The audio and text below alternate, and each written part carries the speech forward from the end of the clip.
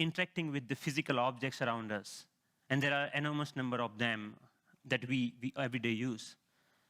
Unlike our most computing devices, these objects are much more fun to use with. When you talk about objects, one another thing automatically comes attached to that thing. And that is gestures, how we manipulate these objects, how we use this object in everyday life. We use gestures not only to interact with these objects, but we also use to interact with each other. Like gesture of namaste, maybe to respect someone, or maybe in India, I don't need to teach a kid that this means 4 run in cricket. It comes as a part of our everyday learning. So I'm very interested from beginning that how can our knowledge about everyday objects and the gestures and how we use this object can be leveraged to our interaction with the digital world. Rather than using a keyboard and mouse, why can I not use my computer in the same way that I interact in the physical world? So I started this exploration around 8 years back, and it literally started with a mouse on my desk. Rather than using that for computer, I actually opened it. And most of you might be aware that in those days, the mouse used to come with a ball inside, and there are 2 rollers that actually guides the computer that where the ball is moving, and accordingly where the mouse is moving. So I was interested in these 2 rollers. And I actually wanted more, so I borrowed another mouse from a friend, never returned him, and I have now 4 rollers. What interestingly I did with these rollers is basically, I took them off from these mouses and then put in a one line. It had some strings and pulleys and some spring. And what I got is basically a gesture interface device that actually acts as a motion sensing device made out of $2. So here, whatever movement I do in my physical world is actually replicated inside the digital world just using this small device that I made around 8 years back in 2000. Because I was interested in integrating these 2 worlds, I thought of sticky notes. I thought, why can I not connect the normal interface of physical sticky note to our digital world? A message written on a sticky note with my mom on a paper can come to an SMS, or maybe a meeting reminder automatically syncs with my digital calendar. And a to-do list automatically syncs with you. But you can also search in the digital world, or maybe you can write a query saying, what is Dr. Smith's address? And this small system actually prints out. So it actually acts as a paper input-output system, just made out of paper. In one another exploration, I thought of making a pen that can draw in 3 dimensions. So I implemented this pen that can help designers and architects not only think in 3 dimensions, but they can actually draw so that it's more intuitive to use that way. Then I thought, why not making a Google map, but physical world? Rather than typing a keyword to find something, I put my objects on top of that. If I put a boarding pass, it will show me where is your flight gate. A coffee cup will show you where you can find more coffee, or where you can trace that cup. So this was some of the earlier explorations I did, because the goal was to connect these 2 worlds seamlessly. Among all these experiments, there was one thing very common. I was trying to bring a part of the physical world to the digital world. I was taking some part of the objects or anything intuitiveness of the real life and bringing them to digital world. Because the goal was to make our computing interfaces more intuitive. But then I realized that we humans actually are not interested in computing. What we are interested is in information. We want to know about things. We want to know about dynamic things going around. So I thought about last year, in the beginning of the last year, I started thinking that why can I not take this approach in reverse way? Maybe how about I take my digital world and paint the physical world with that digital information? Because pixels are actually right now confined in these rectangular devices that fits in our pocket.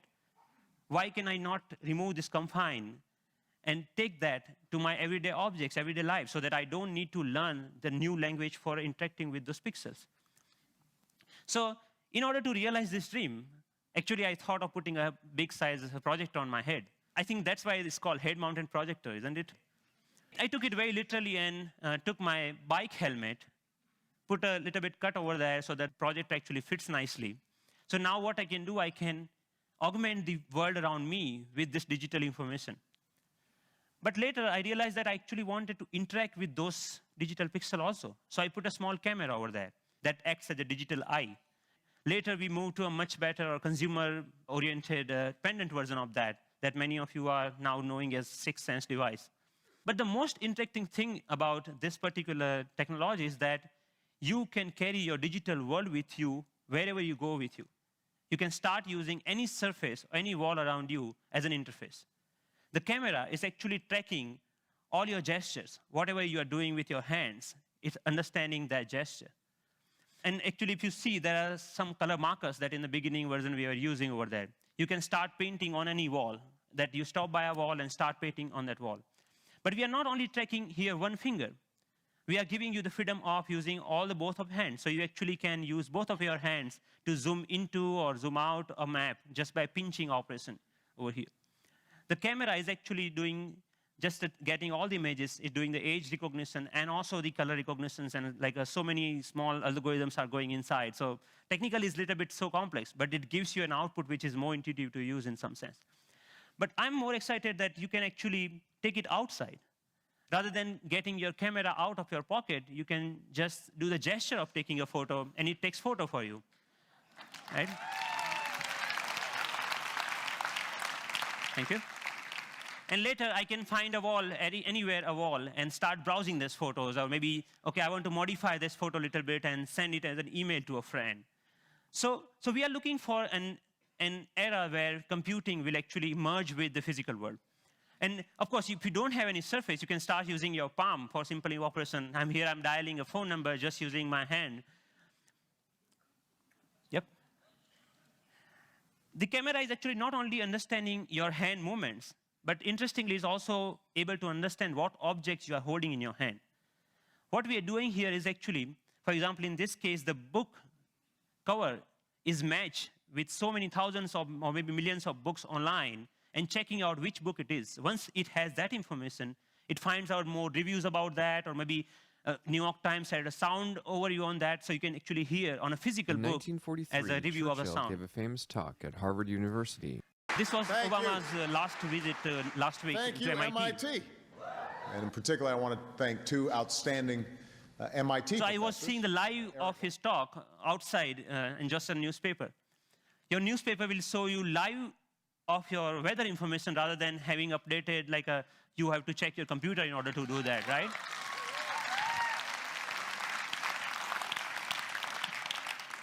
When I'm going back, I can just use my boarding pass and to check, oh, my flight has been how much delayed. Because at that particular time, I'm not feeling of opening my iPhone and checking out a particular icon. And I think this technology will not only change the way, yes, it will change the way we interact with people also, not only the physical world. The fun part is like I'm going to Boston Metro and playing Pong game inside the train on the ground, right? And I think the imagination is the only limit of what you can think of when this kind of technology merging with the real life. But many of you argue, actually, that all of our work is not only about physical objects. We actually do lots of accounting and paper editing and all this kind of thing. What about that? And many of you are actually excited about the next generation tablet computers to come out in the market. So rather than waiting for that, I actually made my own, and just using a piece of paper. So what here I did is remove the camera. All the cameras, webcam, have a microphone inside that camera. I removed that microphone from that, and that just pinch that, like just make a clip out of that microphone and clip that to a piece of paper, any paper that you found around. So now the sound of the touch is exactly getting me when exactly I'm touching the paper. But the camera is actually tracking where my fingers are moving. You can, of course, watch movies. Good afternoon. My name is Russell, and I am a wilderness explorer in Tribe 54. And you can, of course, play games. Here, the camera is actually understanding how you're holding the paper and playing the car racing game.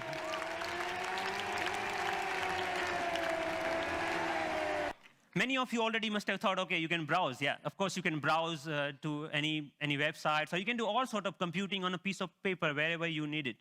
So, but more interestingly, I'm interested that how we can take that in a more dynamic way. When I come back to my desk, I can just pinch that information back to my desktop so that I can use my full-size computer.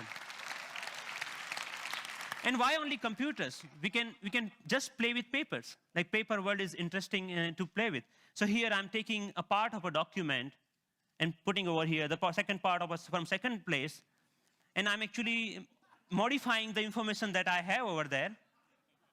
Yeah, and then I'm saying, okay, this looks nice. Let me print it out, that thing. So I have a now printout of that thing, and now, so the workflow is more intuitive the way that we used to do before, maybe 20 years back, rather than now switching between these two worlds. So as a last thought, I think that integrating information to our everyday objects will not only help us to get rid of the digital divide, the gap between these two worlds, but will also help us in some way to stay human, to be more connected to our physical world. And it will actually help us not end up being machines sitting in front of another machines. So that's all. Thank you.